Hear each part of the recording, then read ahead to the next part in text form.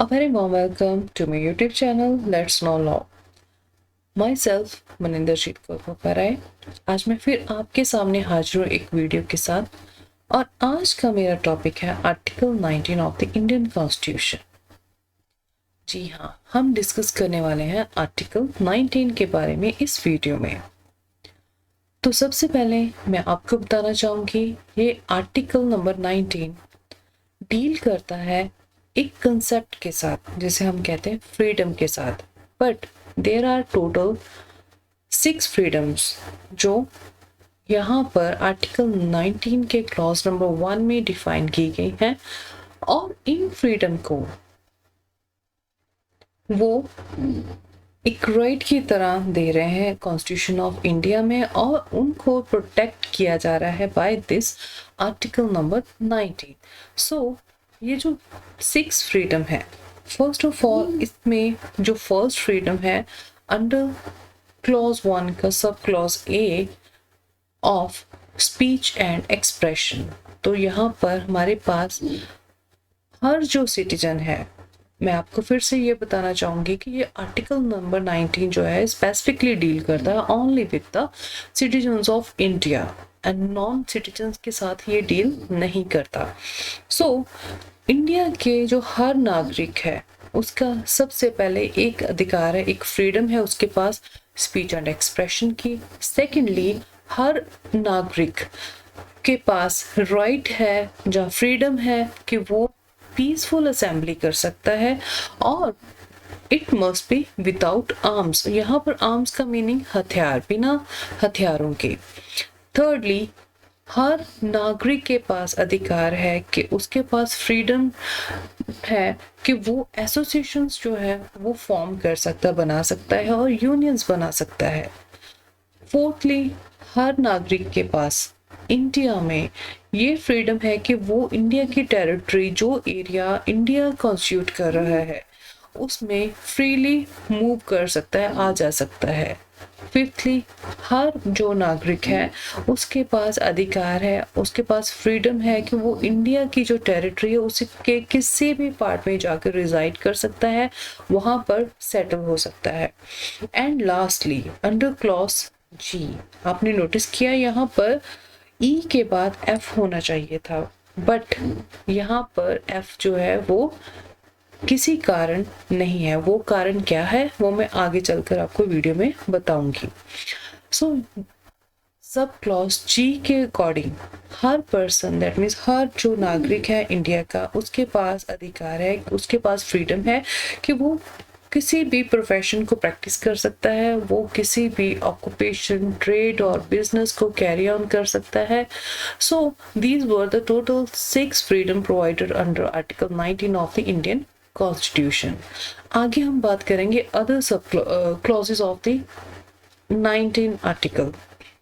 So according two clause number 2, जो freedom article 19 के clause number 1 में के सब क्लॉज ए में दी गई, that means freedom of speech and expression, वो टोटल ही जो फ्रीडम एब्सल्यूट नहीं है, उस पर कुछ ना कुछ रिस्ट्रिक्शंस लगाई गई हैं क्लॉज नंबर 2 के द्वारा। सो क्लॉज नंबर 2 बोलता है, यहाँ पर कहता है कि अगर कोई भी जो एक लॉ ऑपरेशन में है, एग्जिस्टिंग लॉ जो ऑपरेशन में है, या फिर ये जो क्लॉज नंबर 1 की जो फ्रीडम है स्पीच एंड एक्सप्रेशन की, वो किसी भी स्टेट को प्रिवेंट नहीं कर सकती वो लॉ बनाने के लिए जिससे उस फ्रीडम पर किसी भी तरह रीजनेबल रिस्ट्रिक्शन जो है वो इम्पोज की जाएगी।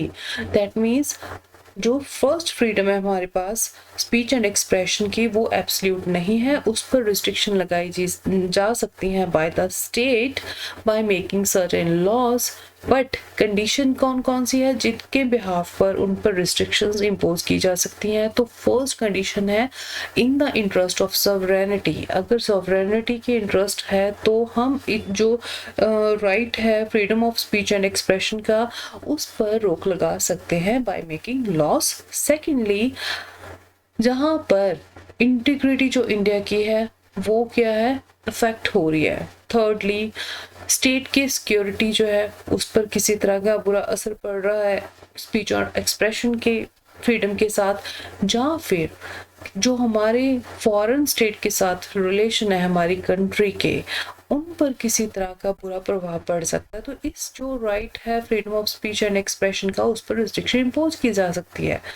आगे बात करेंगे पब्लिक ऑर्डर की। हाँ, अगर किसी के बोलने से फ्रीडम ऑफ जो स्पीच हम दे रहे हैं और एक्सप्रेशन का जो राइट किसी को दे रहे हैं, अगर उसके कारण जो हमारा पब्लिक ऑर्डर है, पब्लिक की जो शांति है, वो किसी तरह अफेक्ट हो सकती है इन नेगेटिव फॉर्म, तो इस राइट पर रिस्ट्रिक्शन जो है वो इम्पोज की जा सकती है बाय मेकिंग लॉ। एंड हम बात करें डिसेंसी की और मोरालिटी की, अगर किसी भी तरह इंडिया की डिसेंसी या मोरालिटी में किसी तरह का नेगेटिव इम्पैक्ट पड़ रहा है किसी के बोलने से, किसी की स्पीच से, किसी के एक्सप्रेशन से, तो यहाँ पर लॉ बनाकर रिस्ट्रिक्शन इम्पोज की जा सकती है। और lastly, in relation to contempt of court, defamation और इंसाइटमेंट टू एन ऑफेंस, अगर आपका जो बोलने का अधिकार है वो कंटेम्प्ट कर रहा है कोर्ट की, जहाँ फिर आपका स्पीच और एक्सप्रेशन का जो अधिकार है, जो आपके पास ये फ्रीडम है, वो किसी तरह डेफमेशन क्रिएट कर रही है, जहाँ फिर किसी तरह किसी ऑफेंस को बना रहा है, इंसाइटमेंट कर रहा है ऑफेंस की, तो इस राइट पर पर्टिकुलर लॉज अगर एग्जिस्टिंग है, जहाँ फिर न्यू लॉज बनाकर इस फ्रीडम को रिस्ट्रिक्ट किया जा सकता है। सो this was the clause number 2 जो रिस्ट्रिक्शन इम्पोज करता है आर्टिकल क्लॉज नंबर 1 के सब क्लॉज ए में दी गई फ्रीडम के बारे में, जो डील करते हैं freedom of speech and expression के बारे में। आगे हम बात करेंगे clause number 3 of the article number 19। So clause number 3 restriction impose कर रहा है आर्टिकल क्लॉज नंबर 1 के सब क्लॉज बी पर। सो सब क्लॉज बी में जो फ्रीडम थी वो थी पीसफुल असेंबली की और विदाउट आर्म्स की। हर पर्सन के पास अधिकार है कि वो पीसफुली असेंबली जो है वो लोगों को इकट्ठा कर सकते हैं, और बट शर्त वहाँ पर क्या है कि वो बिना हथियारों के वो पीसफुल जो असेंबली क्रिएट की जाएगी। बट इसके बकायदा क्लॉज नंबर जो 3 है आर्टिकल 19 का, उसमें पर्टिकुलरली कुछ रिस्ट्रिक्शंस इम्पोज की गई हैं इस सब क्लॉज बी पर। वो रिस्ट्रिक्शन है कि अगर ये जो असेंबली है सॉवरेनिटी के इंटरेस्ट में नहीं है, इंडिया की इंटीग्रिटी को नेगेटिवली इम्पैक्ट कर रही है, इसका बुरा प्रभाव पड़ रहा है, जहाँ फिर हमारी जो सोसाइटी इंडिया है उसका पब्लिक ऑर्डर किसी तरह मेंटेन नहीं हो पा रहा है, इसके कारण, इस असेंबली के कारण, या आर्म्स के कारण, जहाँ फिर जो इंडिया की इंटीग्रिटी है वो इफेक्ट हो रही है इसके साथ, तो जो एग्जिस्टिंग लॉज, जहाँ फिर जो स्टेट है वो टाइम टू टाइम लॉ बनाकर इस पर रिस्ट्रिक्शंस जो है वो इम्पोज कर सकती है, और इस सब क्लॉज जो बी है उस पर रिस्ट्रिक्शन लगाई जा सकती है। आगे हम बात करेंगे क्लॉज नंबर 4 की। सो क्लॉज नंबर 4 जो है वो रिस्ट्रिक्शन इम्पोज कर रहा है आर्टिकल 19 के क्लॉज 1 के सब क्लॉज सी पर। सो सब क्लॉज सी में हमारे पास फ्रीडम थी कि हम एसोसिएशन फॉर्म कर सकते हैं, या फिर हम यूनियंस फॉर्म कर सकते हैं। बट अगेन पहले दो फ्रीडम की तरह ये फ्रीडम भी एब्सोल्यूट नहीं है, यहाँ पर भी रिस्ट्रिक्शन इम्पोज की जा सकती है बाय द एग्जिस्टिंग लॉ, और जहाँ फिर स्टेट टाइम टू टाइम इन पर लॉज बना सकती है अगर उन्हें लग रहा है कि जो एसोसिएशन या यूनियन का अधिकार है किसी भी तरह इंडिया की सॉवरेनिटी और इंटीग्रिटी को अफेक्ट कर रहा है, सेकेंडली पब्लिक ऑर्डर को जो है वो नेगेटिवली इम्पैक्ट हो रहा है वहाँ पर, जहाँ इंडिया की मोरालिटी जो है वो इफेक्ट हो रही है नेगेटिवली, तो यहाँ पर रीजनेबल रिस्ट्रिक्शंस जो है इस राइट के एक्सरसाइज पर वो लगाई जा सकती हैं अंडर दिस क्लॉज नंबर 4। सो आगे हम बात करेंगे clause number 5 of the article 19। So clause number 5 जो है वो डील करता है दो तरह की फ्रीडम पर जो दी गई है आर्टिकल 19 के क्लॉज नंबर 1 के सब क्लॉज डी में और ई में। सो डी में जो फ्रीडम है वो है to move freely throughout the territory of India. हम इंडिया की टेरिटरी में फ्रीली मूव जो कर सकते हैं, इधर उधर जा सकते हैं।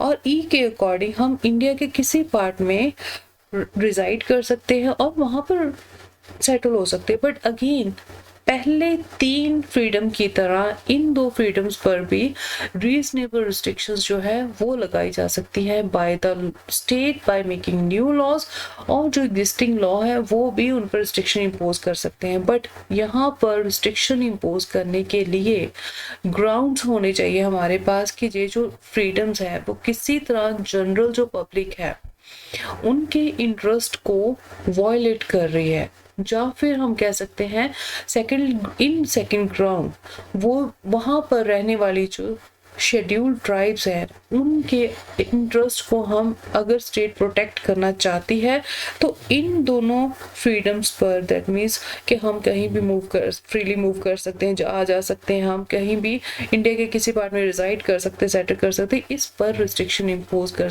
दी जा सकती है बाय द एग्जिस्टिंग लॉ और by making the new laws. So these were the restriction for subclause D and C of clause 1 of article number 19. आगे हम बात करेंगे आर्टिकल 19 के सब क्लॉज जी के बारे में, जहां पर कहा गया है कि हर जो सिटीजन, हर नागरिक है वो किसी भी तरह का प्रोफेशन जो है वो प्रोफेस कर सकता है, कोई भी ऑक्यूपेशन, ट्रेड या बिजनेस जो है उसे कैरी ऑन कर सकता है। बट सभी अधिकारों की तरह, सभी फ्रीडम्स की तरह इस फ्रीडम पर भी रीजनेबल रिस्ट्रिक्शन जो है वो इम्पोज की जा सकती है बाय द एग्जिस्टिंग लॉ और by making some new laws. But यहाँ पर रिस्ट्रिक्शन जो इम्पोज की जाएगी वो होनी चाहिए on the particular ground, on the basis of particular ground. तो यहाँ पर जो पहली ग्राउंड होगी वो होगी द प्रोफेशनल और technical qualification necessary for practising any professional carrying on any occupation, trade और बिजनेस।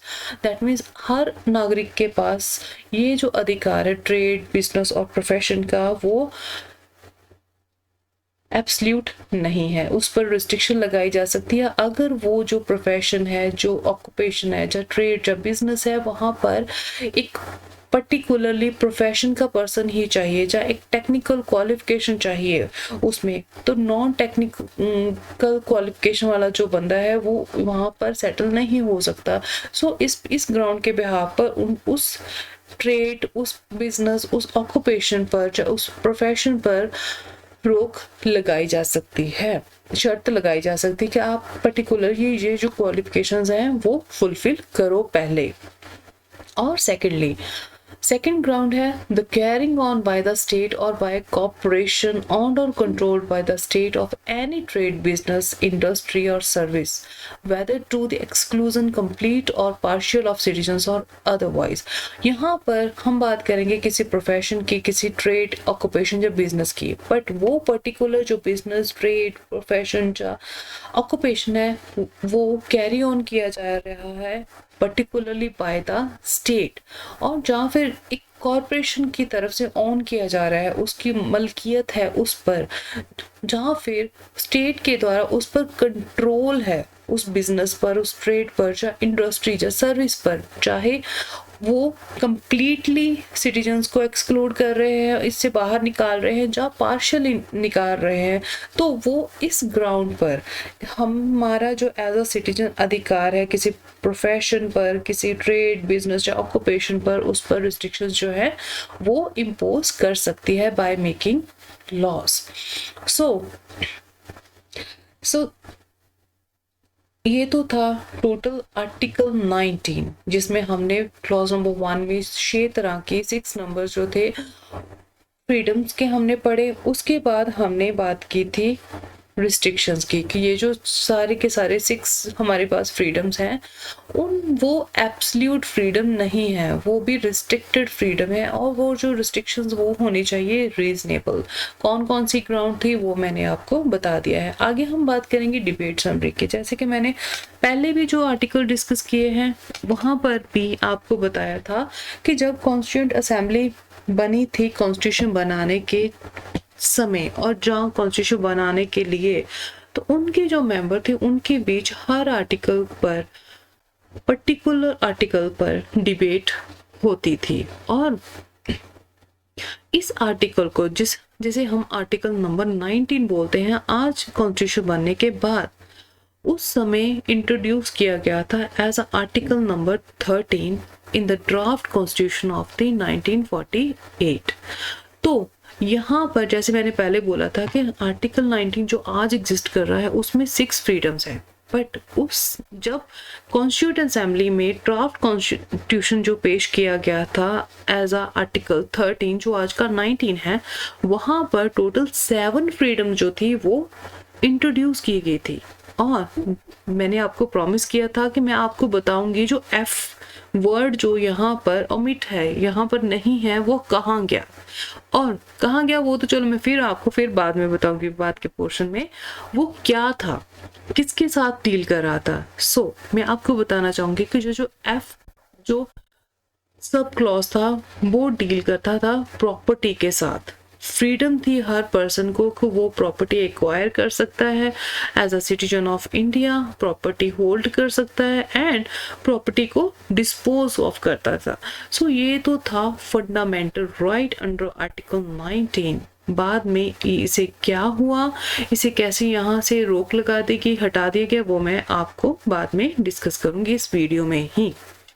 सो आज जैसे क्लॉज नंबर 2 है, वैसे ही क्लॉज नंबर 2 इंट्रोडक्शन के टाइम था, पर यहाँ पर कुछ जो वर्ड्स हैं आज मेंशन नहीं है जो उस समय ड्राफ्ट कॉन्स्टिट्यूशन में थे, आर्टिकल नंबर 13 में थे, जो आज का आर्टिकल नंबर 19 में है।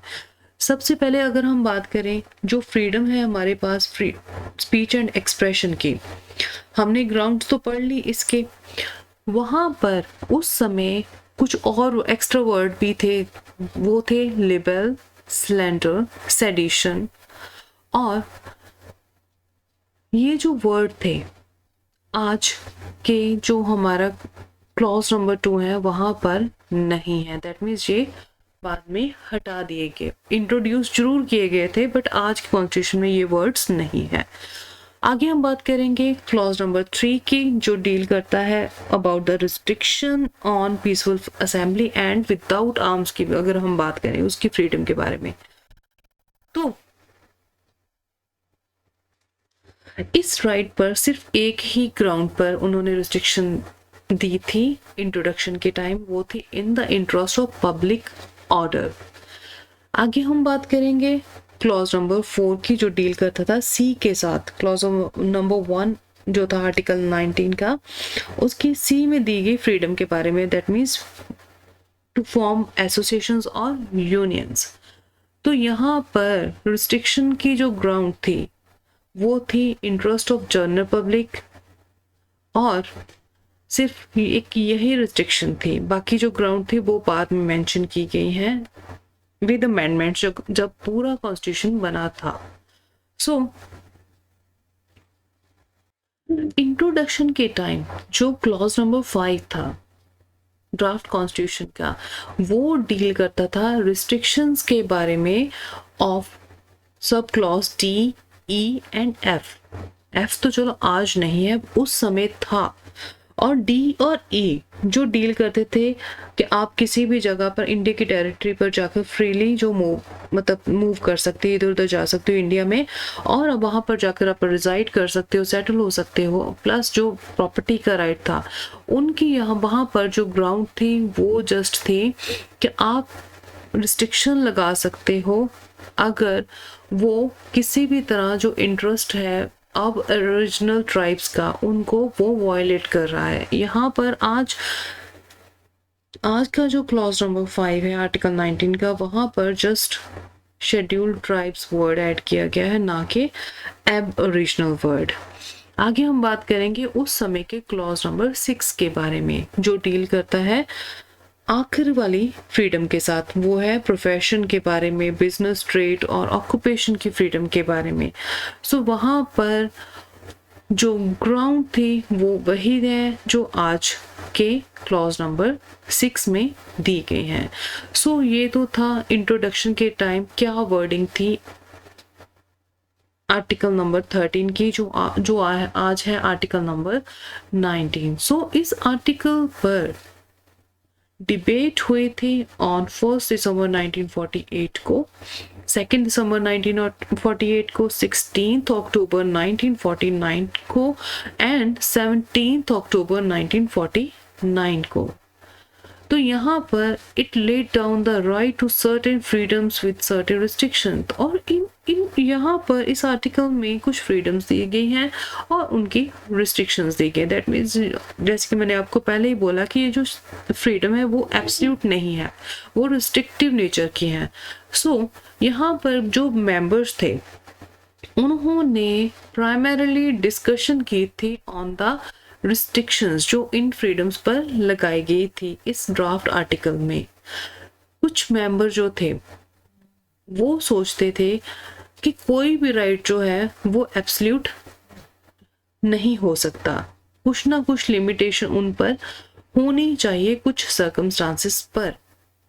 सो proponents of the restrictions placed on the freedoms maintain that such restriction ensure the unhampered functioning of the constitution and the state। जो पर्सन कह रहे थे कि एब्सोल्यूट फ्रीडम्स कभी नहीं देनी चाहिए, उन पर कुछ ना कुछ रिस्ट्रिक्शंस जो है कुछ बेसिक वैलिडिटी पर इम्पोज की जानी चाहिए। तो उन्होंने कहा कि अगर हम ये जो रिस्ट्रिक्शंस मेंटेन करेंगे, लगाएंगे, तो ऐसे ही जो कॉन्स्टिट्यूशन की वर्किंग है वो इंश्योर हो पाएगी और जो स्टेट की एफिशिएंट वर्किंग है वो इंश्योर हो पाएगी। सो उनके बकायदा जो अदर मेंबर्स थे उनका कंसर्न था कि अगर ये जो रिस्ट्रिक्शन जो प्रोवाइड की गई है इस ड्राफ्ट आर्टिकल में, वो निगेट करती है the enforcement of the freedom granted. A member argued that some restrictions were void and citizens' right to enforce such freedom would depend on the future legislature। कुछ members कहते थे कि ये जो restrictions impose की गई हैं वो ज़्यादा ही दे दी गई हैं और इसके साथ legislature जो है उन पर लोग जो है citizens हैं वो properly अपनी right को impose कराने के लिए, enforce कराने के लिए depend हो जाएंगे।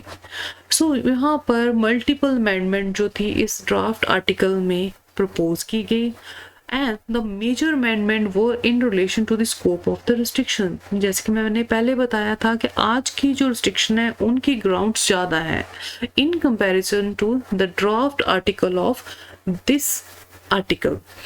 सो यहाँ पर जो मेजर अमेंडमेंट की गई थी ड्राफ्ट कॉन्स्टिट्यूशन में वो थी रिस्ट्रिक्शन के स्कोप के बारे में।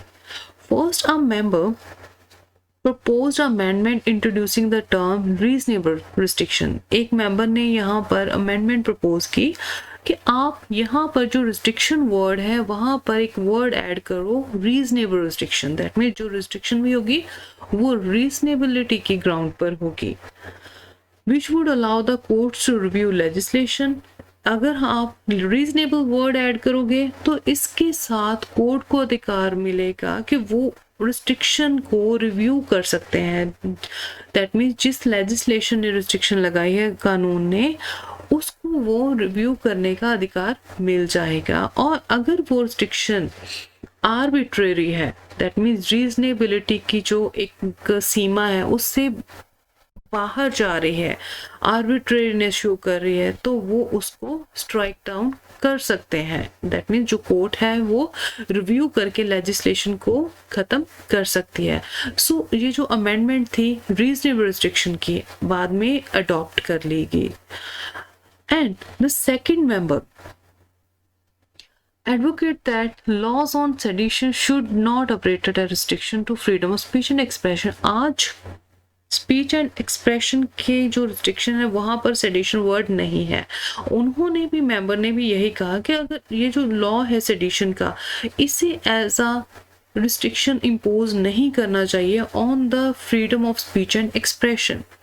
उन्होंने कहा ये जो टर्म है सेडिशन की, ये एम्बिगस है, क्लियर नहीं है, डिफाइंड नहीं है, और हर कोर्ट जो है उनकी इंटरप्रिटेशन बहुत वाइडली लेंगी, मतलब बहुत सारी चीज़ें सेडिशन के चार्ज के अंडर ली जा सकती हैं। सो ये जो अमेंडमेंट थी कि आप ये जो वर्ड है सेडिशन का ना इंक्लूड करो इस रिस्ट्रिक्शन में, तो ये भी जो अमेंडमेंट थी वो एक्सेप्ट कर ली गई थी without any significant debate on this matter. Thirdly, एक मेंबर ने यहाँ पर रिकमेंड किया था कि जो लॉज है on the contempt of court be introduce as a restriction on freedom of speech and expression. उन्होंने कहा कि आप जो स्पीच एंड एक्सप्रेशन की फ्रीडम है वहाँ पर एक और ग्राउंड जो है वो ऐड करो, that means contempt of court की। आज आर्टिकल 19 में ये ग्राउंड एग्जिस्ट कर रही है।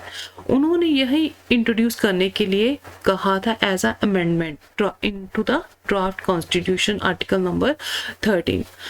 इस मेंबर ने कहा कि ये जो फ्रीडम ऑफ स्पीच है should not enable an individual to disregard contempt of court laws. Another member opposed this amendment on the grounds that judges may misuse the same. The amendment was adopted.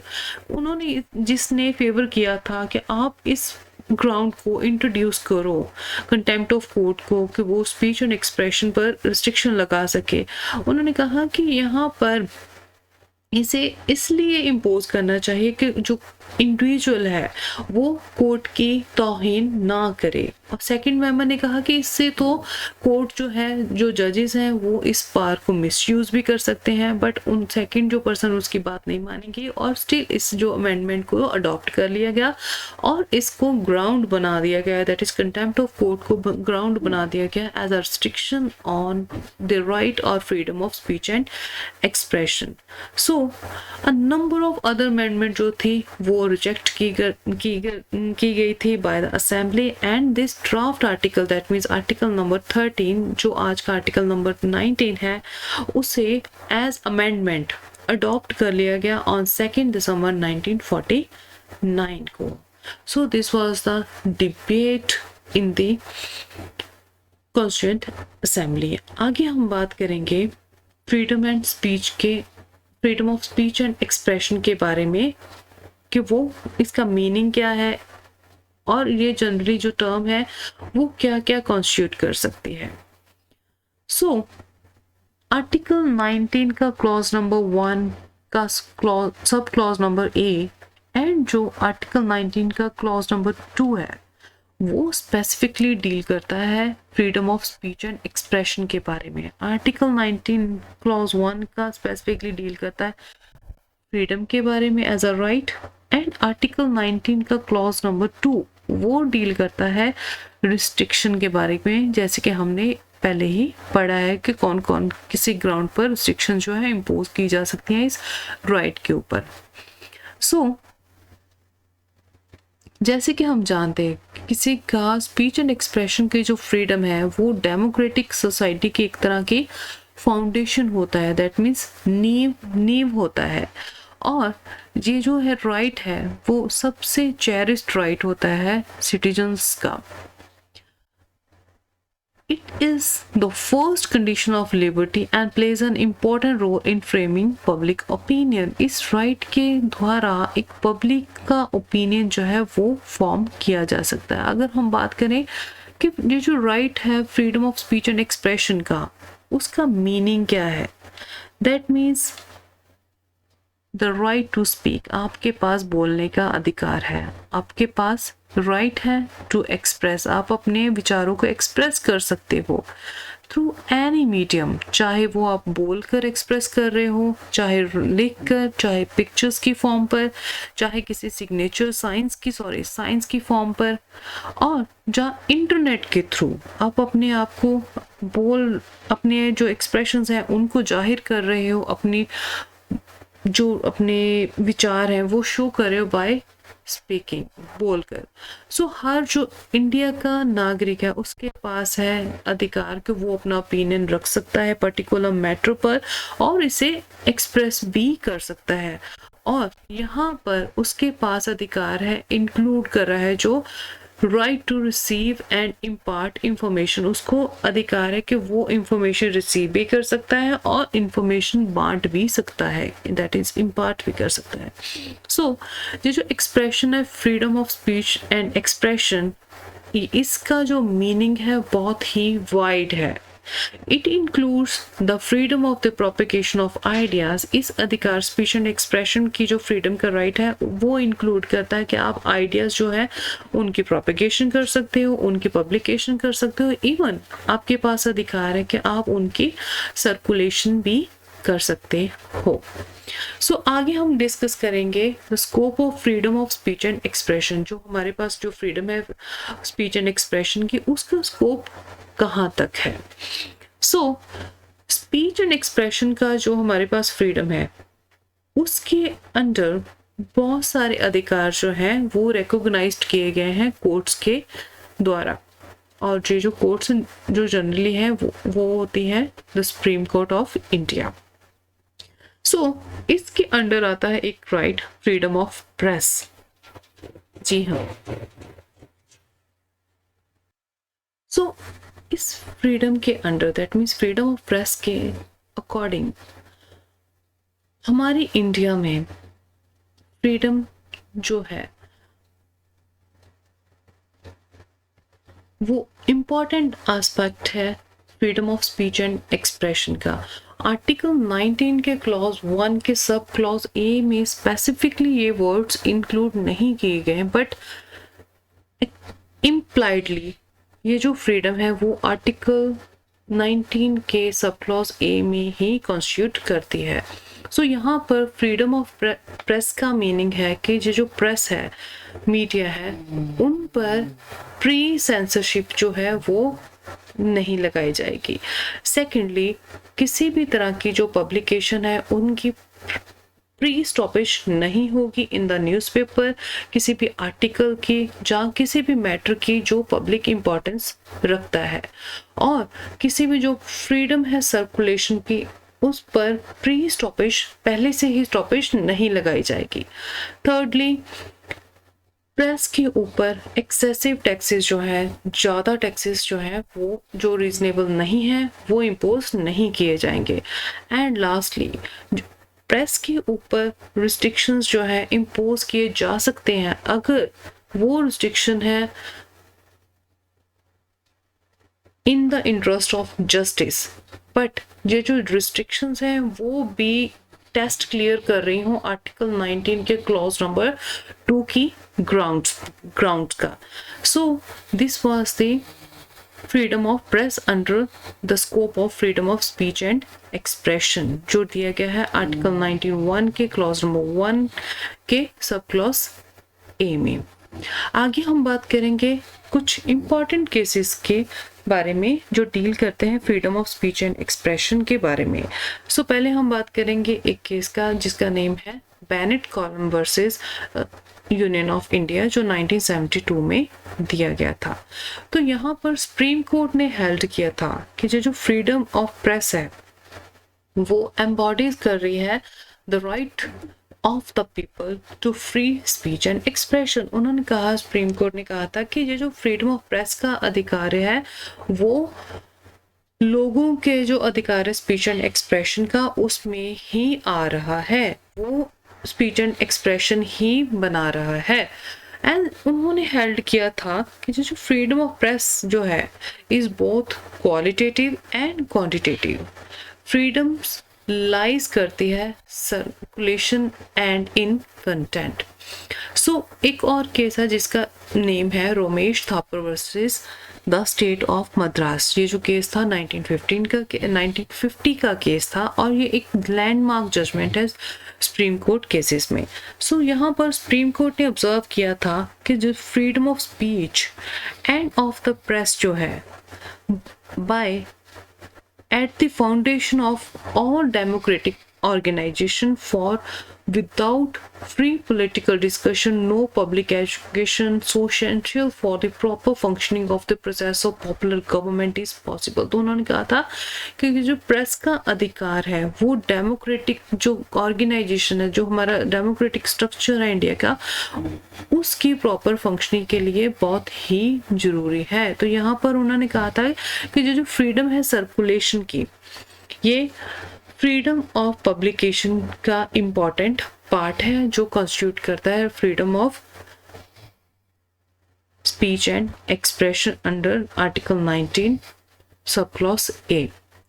सो आगे हम बात करेंगे एक और case की जिसका name है Indian Express newspaper versus union of India. तो यहाँ पर a challenge to the imposition of custom duty on import of newsprint was allowed and the impugned lab struck down.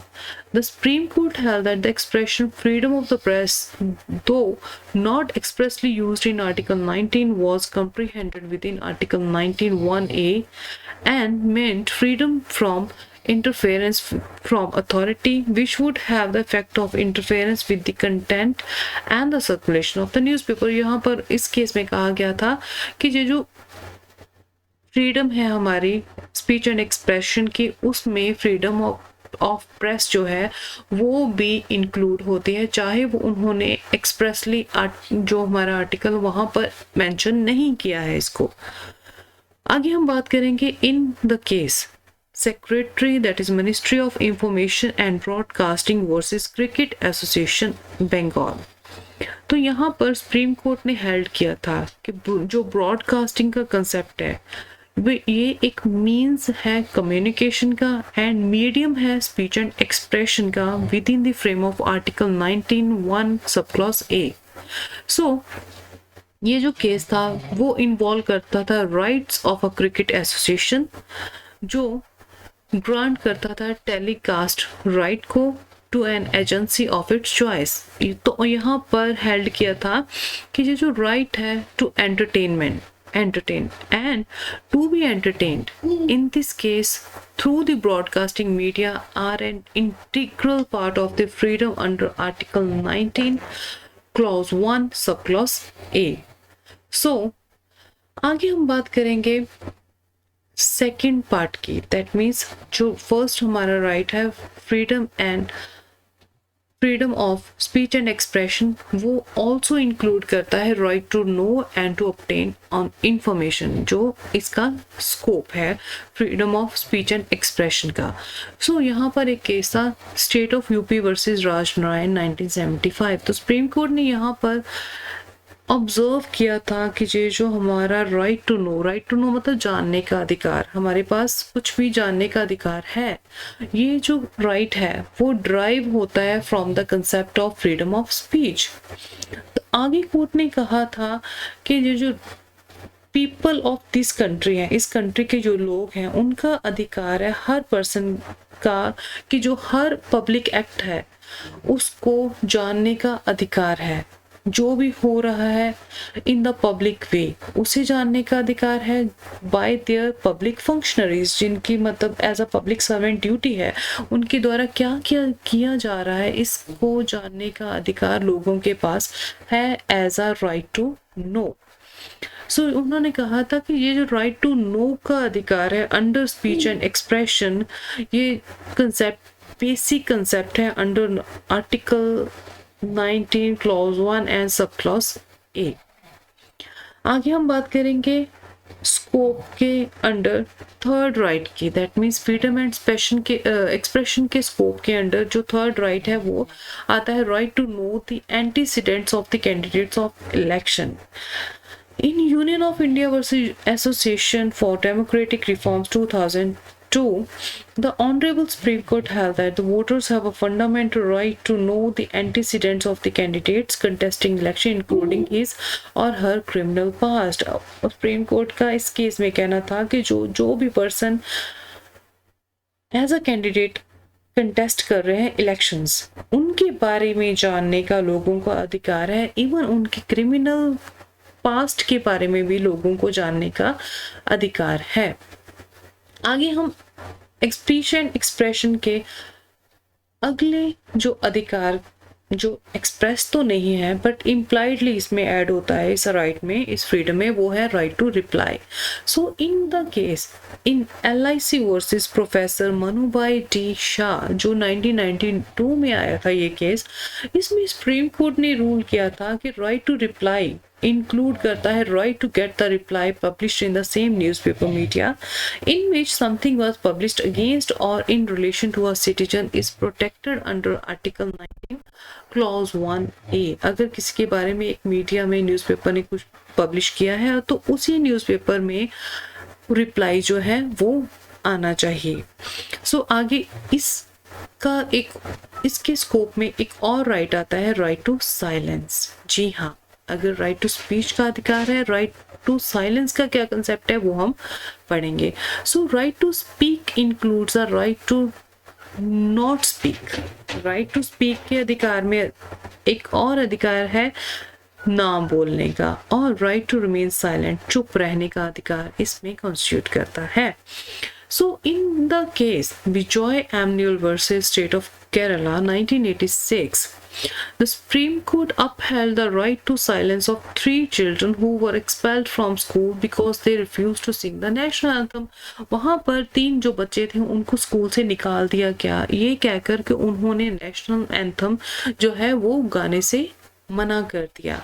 तो कोर्ट ने held किया था कि no person can be compelled to sing the national anthem. उन्होंने कहा था कि कोई भी पर्सन को हम नेशनल एंथम गाने के लिए कंपेल नहीं कर सकते if he has a genuine कंसेंशियस objections based on his religious belief. अगर उनका धर्म उनको ये अलाउ नहीं कर रहा और तो उनको हम कंपेल नहीं कर सकते नेशनल एंथम गाने के लिए। Hence, the right to speak and the right to express includes the right not to express or to be silent. That means right to remain silent. Right जो है हमारे पास बोलने का वो ऑल्सो इंक्लूड करता है right to not to speak. So this was the case related to right to silence। आगे हम बात करेंगे right to fly the national flag। So in the case of Union of India versus नवीन जिंदल जो case आया था 2004 में, supreme Court ने held किया था कि नेशनल फ्लैग को फ्लाइंग करना with respect and dignity is an expression and manifestation of one's allegiance and feelings and sentiments of pride for the nation, and therefore is a fundamental right protected under Article 19 1 subclause A।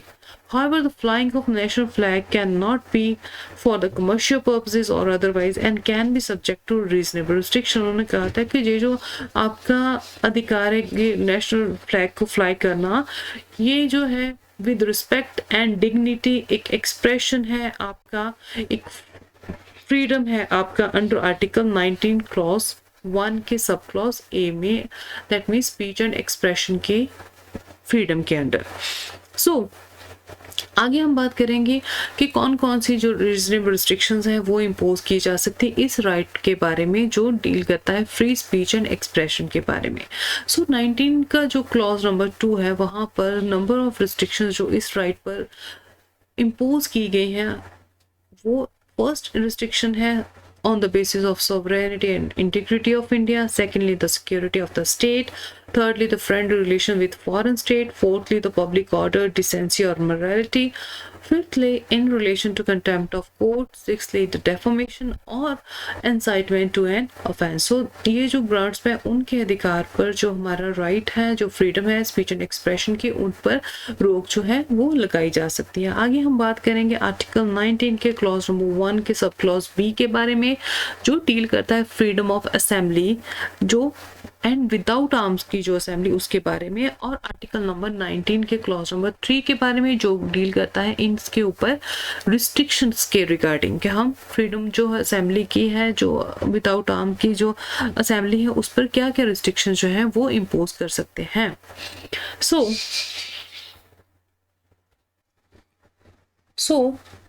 किसी भी assembly को held करने का और किसी भी meeting को held करने का ये जो कंसेप्ट है वो एक तरह का आइडिया है और वे है जिससे लोगों को, खास करके पब्लिक जो है, उसे एजुकेट किया जा सकता है, उनको नॉलेज प्रोवाइड की जा सकती है, उनको अवेयर किया जा सकता है।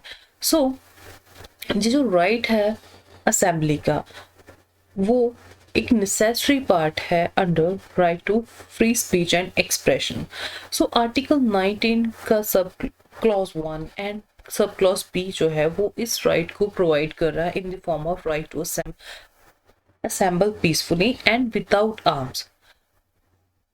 तो इस अधिकार के अंडर एक और अधिकार आ रहा है, that is right to hold public meetings, right to hold hunger strikes, public meetings का अधिकार है, हंगर स्ट्राइक का अधिकार है, और राइट है लेकर जाने का प्रोसेशन। प्रोसेशन मतलब नंबर ऑफ पीपल जब एक ऑब्जेक्ट के कारण जो लीगल है प्रोसीड कर रहे हैं। सो बेसिक जो नेसेसरी स्टेप इस फ्रीडम का है वो ये है कि ये असेंबली का जो राइट है वो होना चाहिए पीसफुल। असेंबल हो सकते हो आप, इकट्ठे हो सकते हो, वो शांति बनाए रखें, और विदाउट आर्म्स, वहां पर हथियार जो है वो ना हो। सो इवन यहाँ पर एक नोट करने वाली बात यह है कि आपके पास एज अ सिटीजन अधिकार है कि आप उन जगह पर नहीं जा सकते जो जगह जो है वो गवर्नमेंट प्रेमिसेस के अंडर आ रही है, जो गवर्नमेंट के अधिकार क्षेत्र में है। उन जगह पर आप असेंबली नहीं कर सकते, असेंबल नहीं हो सकते। और सेकेंडली, जो जगह प्राइवेट प्रॉपर्टी कॉन्स्टिट्यूट कर रहे हैं, किसी और पर्सन के को बिलोंग करती हैं एज अ प्राइवेट प्रॉपर्टी, उस प्राइवेट प्रॉपर्टी, उस जगह पर भी आप जो है वो असेंबली नहीं कर सकते। So there was a case Himmat Lal versus police commissioner Bombay 1972। तो यहाँ पर सुप्रीम कोर्ट ने कुछ रूल जो थे उनको स्ट्रक डाउन किया, खत्म किया, जो ये कहते थे कि जो उस समय का एक जगह का पुलिस कमिश्नर था उसको राइट दे दिया गया था उन रूल्स के द्वारा कि आप टोटल बैन लगा सकते हो हर तरह की पब्लिक मीटिंग पर, हर तरह के प्रोसेशन पर। तो सुप्रीम कोर्ट ने कहा था कि जो स्टेट है वो सिर्फ वो ही रेगुलेशंस लगा सकती हैं in the aid of the right of assembly of citizens, and वो जो रेगुलेशंस हैं उन पर रीजनेबल रिस्ट्रिक्शंस जो है वो इम्पोज की जा सकती है in the interest of public order, but no rule could be prescribe prohibiting of all meetings और प्रोसेशंस ऑल टुगेदर। उन्होंने कहा कि असेंबली के जो राइट है विदाउट आर्म्स पर, उन पर तो आप रीजनेबल रिस्ट्रिक्शन इम्पोज कर सकते हो, बट हर तरह की कंप्लीट बैन लगा देना मीटिंग्स पर, प्रोसेशंस पर, ये एक कहीं का रूल नहीं है, ये कोई भी रूल नहीं बन सकता। That's why they struck it. आगे हम बात करेंगे Kameshwar Prasad versus state of Bihar. तो एक रूल जो प्रोहिबिट कर रहा था any form of demonstrations by government employees was examined. तो इस केस में एक रूल को एग्जामिन किया गया जो गवर्नमेंट एम्प्लॉइज के जो डेमोन्स्ट्रेशंस थे, किसी भी तरह का डेमोन्स्ट्रेशन, उन पर रोक लगा रहा था। तो सुप्रीम कोर्ट ने रीजंस दिया कि a government servant did not lose her fundamental right. उन्होंने कहा and that the rule by prohibiting both orderly or disorderly demonstrations violates Article 19 Clause 1 Subclause B. The court did not take issue with the notion that government employees as a class could have their rights or freedom burdened. The apex court explained that by accepting the contention that the freedoms granted by Part 3rd and in particular those in Article 19(1) subclause A apply to the servant of government, we should not be taken to imply that in relation to this class of citizens the responsibility arising from the official position would not by itself impose some limitations on the exercise of their fundamental rights as citizens। तो उन्होंने supreme Court ने, अगर मैं सीधे और आसान शब्दों में बोलूं तो ये कह दिया कि जो गवर्नमेंट एम्प्लॉयज है उनका भी अधिकार है वो पीसफुल असेंबली कर सकते हैं। ये जो राइट है उनका रिस्ट्रिक्ट नहीं किया जा सकता, जब कंप्लीटली उनको बैन नहीं लगाया जा सकता इन इस राइट पर। सो आगे हम बात करेंगे कौन कौन सी जो रिस्ट्रिक्शंस है जो रीजनेबल हैं वो इम्पोज की जा सकती हैं on the right of freedom of assembly. So according two clause 3 of article 19, peaceful जो असेंबली है जिसे हम कहते हैं कि विदाउट आर्म्स हो, उन पर भी रिस्ट्रिक्शंस लगाई जा सकती हैं अगर वो जो असेंबली है किसी भी तरह सोवरेनिटी और जो इंटीग्रिटी है इंडिया की, उनके इंटरेस्ट को वायलेट कर रही है, या फिर जो पब्लिक ऑर्डर है उसका जो इंटरेस्ट है उसे वायलेट किया जा रहा हो इस फ्रीडम के द्वारा by the citizens of India, तो रिस्ट्रिक्शन इम्पोज की जा सकती हैं। आगे हम बात करेंगे freedom to form associations, unions और कोऑपरेटिव सोसाइटी। दैट मींस जो हमारे पास राइट है फ्रीडम का, इस फ्रीडम का under sub clause C of article 19 जो क्लॉज नंबर 1 उसके अंडर। एंड बात करेंगे आर्टिकल 19 के क्लॉज 4 की जो डील करता है इसके बारे में, इसके रिस्ट्रिक्शंस के बारे में। सो article 19 clause 1 sub clause C हमको हमारे पास एक राइट प्रोवाइड कर रहा है। सो आर्टिकल 19 का जो सब क्लॉज सी है वो हमें राइट प्रोवाइड करता है एसोसिएशंस फॉर्म करने का, यूनियन बनाने का और कोऑपरेटिव सोसाइटी बनाने का। कोई भी एसोसिएशन का मतलब कि वहां पर ग्रुप ऑफ पर्सन जो है वो इकट्ठे हुए हैं किसी ऑब्जेक्ट को अचीव करने के लिए, और वो जो ऑब्जेक्ट है वो जनरल पब्लिक के वेलफेयर का भी हो सकता है, साइंटिफिक भी हो सकता है, चैरिटेबल भी हो सकता है, और कोई भी और पर्पस भी हो सकता है उस एसोसिएशन का। सो अगर हम बात करें कि ये जो एसोसिएशन का राइट है हमारी डेमोक्रेसी का एक बेसिक स्ट्रक्चर का हिस्सा है। सो इस राइट के बगैर कोई भी पॉलिटिकल पार्टीज जो है वो अपनी फंक्शनिंग जो है डेमोक्रेसी के में वो पर्टिकुलरली अच्छे तरीके से परफॉर्म नहीं कर सकती। So right to form association and union जो है वो इंक्लूड करता है right to form companies, societies, trade unions, partnership firms and clubs etcetera. तो यहाँ पर इस अधिकार के अंडर सिर्फ फॉर्मेशन ऑफ एसोसिएशन की ही बात नहीं की गई, बल्कि also include its establishment, its administration and the functioning as well. So कुछ फैक्ट हम बताना चाहेंगे, मैं आपको बताना चाहती हूँ राइट टू फॉर्म एसोसिएशन के बारे में। So first of all the right to form association का मतलब जो है कि right to be member of an association voluntarily. आपको किसी ने जबरदस्ती उस एसोसिएशन का मेंबर ना बनाया हो।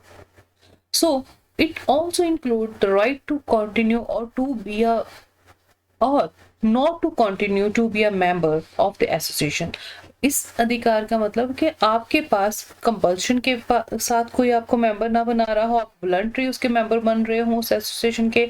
सेकेंडली आप उस एसोसिएशन में कंटिन्यू रहना चाहते हो कि डिसकंटिन्यू कर रहे हो अपनी मेंबरशिप, ये भी आपके पास अधिकार है। So there was a case Damayanti versus union of India 1971। तो सुप्रीम कोर्ट ने अपहेल्ड किया था right of the members of association to continue the association with its composition as voluntary agreed upon the persons forming the association. So आगे हम बात करेंगे इसके कुछ और फैक्ट के बारे में। The right to form an association includes the right not to be a member of an association. The right under Article 19(1)(c) does not prohibit the state from making reservations or nominating weaker sections into the cooperative societies and their managing committees. Thirdly, no prior restraint can be imposed in the right to form an association. There is no fundamental right of recognition of the association or union by the government. The right to form an association includes no right to achieve the objects of the association.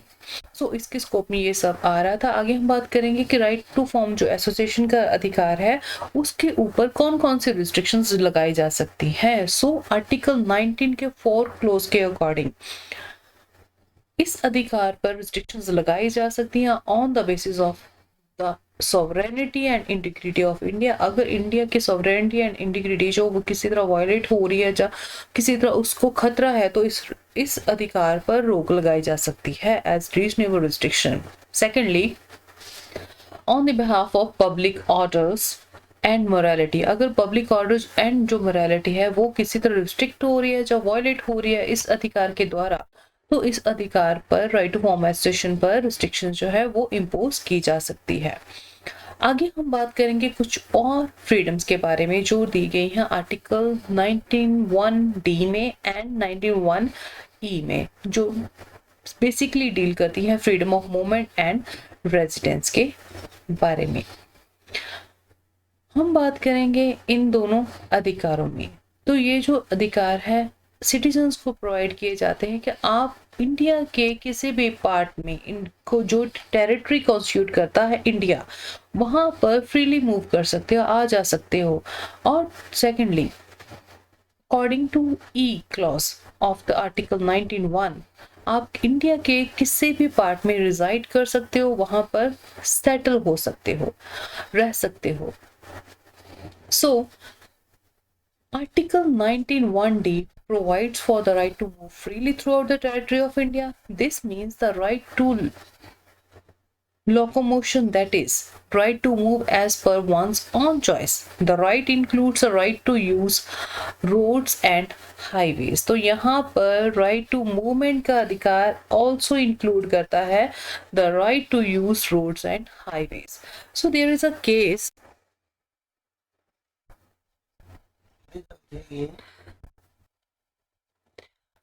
यहाँ पर एक case है चंबारा से versus union of India 2007 का। ये जो case है यहाँ पर केस के इफेक्ट क्या थे कि किसी कारण रोड जो था वो ब्लॉक किया गया था सम एलिमेंट्स के द्वारा, जिसके कारण जो पर्सन एक पिटिशनर था वो अपने बेटे को हॉस्पिटल ले जा नहीं पाया और उसको इसमें देरी होगी, जिसकी वजह से उसके बेटे की हॉस्पिटल पहुंचने पर डेथ होगी। तो सुप्रीम कोर्ट ने यहाँ कहा था कि पिटिशनर का अधिकार है फ्रीली मूव करने का in the territory of India under article 19(1)(d).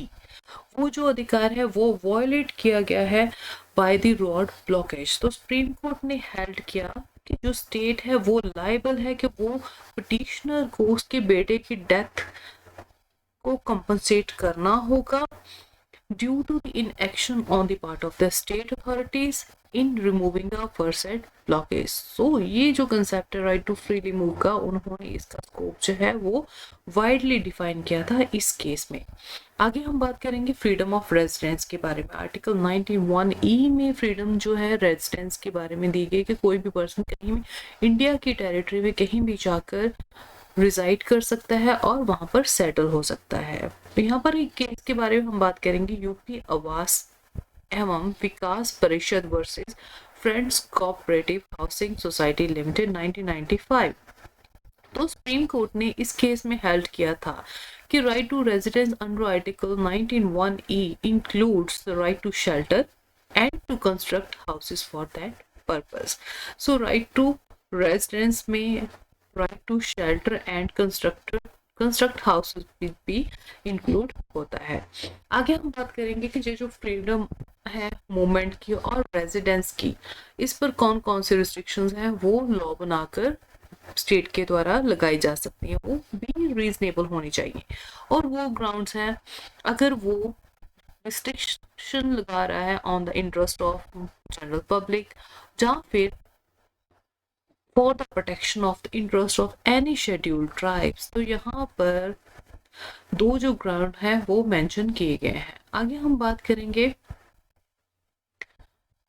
एक लास्ट फ्रीडम की जो डील करती है freedom of profession, occupation, trade और business under article 19(1)(g) and उनकी रिस्ट्रिक्शंस के बारे में जो डील करते हैं आर्टिकल 19 सब सबसेक्शन सब क्लॉज 6 में।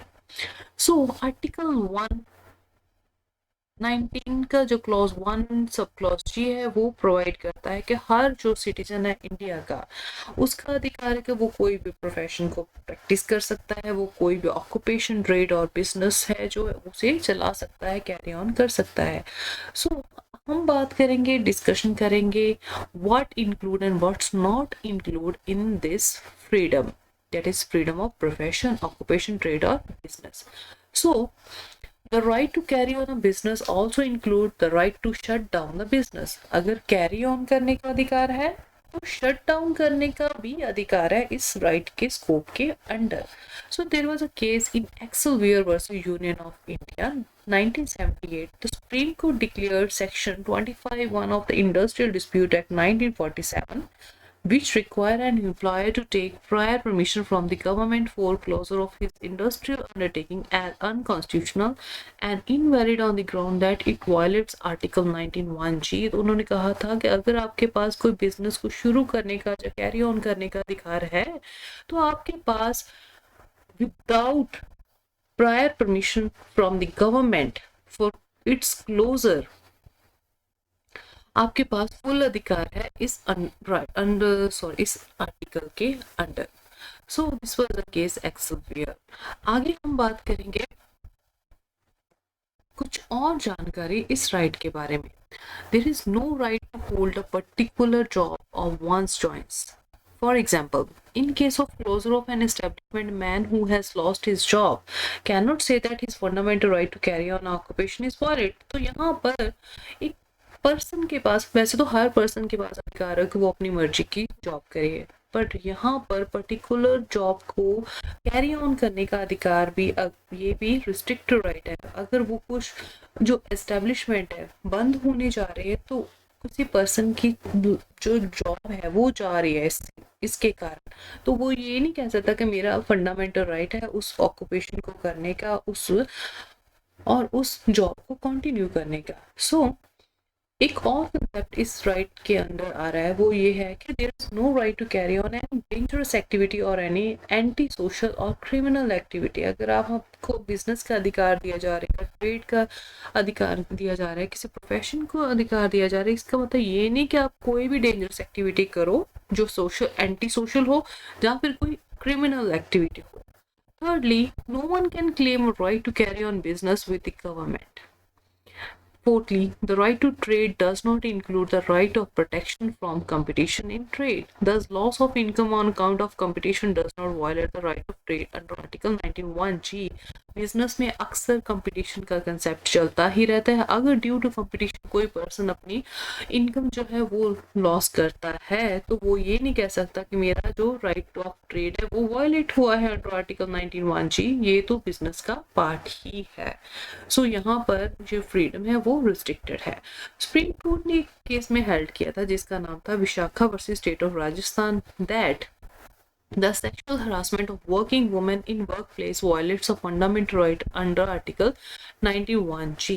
In this case, comprehensive guidelines and binding directions were issued by the court to prevent the incidents of sexual harassment of women at workplace in both public and private sectors.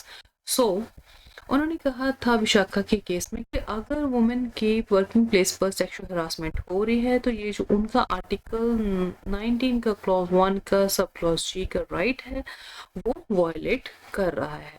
सो इस freedom पर, that is freedom of profession, occupation, trade और business पर भी reasonable restrictions जो है वो impose की गई हैं by the constitution under article 19 के क्लॉज 6 में।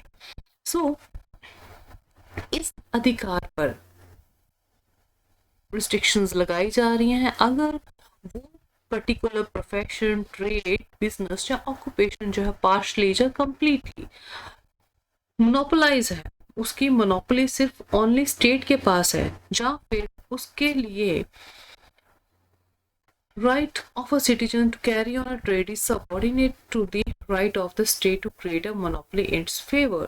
तो यहाँ पर अगर उन्होंने कहा है कि पर्टिकुलर प्रोफेशन में पर्टिकुलर क्वालिफिकेशन की रिक्वायरमेंट है तो उस को पूरा करना ही पड़ेगा। कोई ये नहीं कह सकता कि आप बिना रिक्वायरमेंट फुलफिल किए उस ट्रेड, बिजनेस, प्रोफेशन या ऑक्यूपेशन पर कायम हो सकते हो। सो also, subclause 1 of Article 19(6) empower the state to lay down by law the professional or technical qualification necessary for practicing any profession or carrying on any occupation, trade or business. So यहाँ पर एक case था Gujarat versus Mirzapur मोती कुरैशी कसाब जमात, ये 2005 का case था। Supreme Court ने held किया था कि ये जो expression in the interest of general public in article 19(6) is a wide import comprehending public order, public health, public security, morals, economic welfare of the community and the objectives mentioned in part 4 of the Constitution. So, आगे हम बात करेंगे test of restrictions under article 19(2) to 19(6). That means 19 clause 2 से लेकर 19 clause 6 तक जो restrictions हैं उनका टेस्ट क्या होगा। So the restrictions to be imposed on the public freedom under article 19 clause 2 to article 19 clause 6 must satisfy the following test. वो test क्या है? First of all, the restriction must be imposed by और under the authority of a law duly enacted by the appropriate legislature.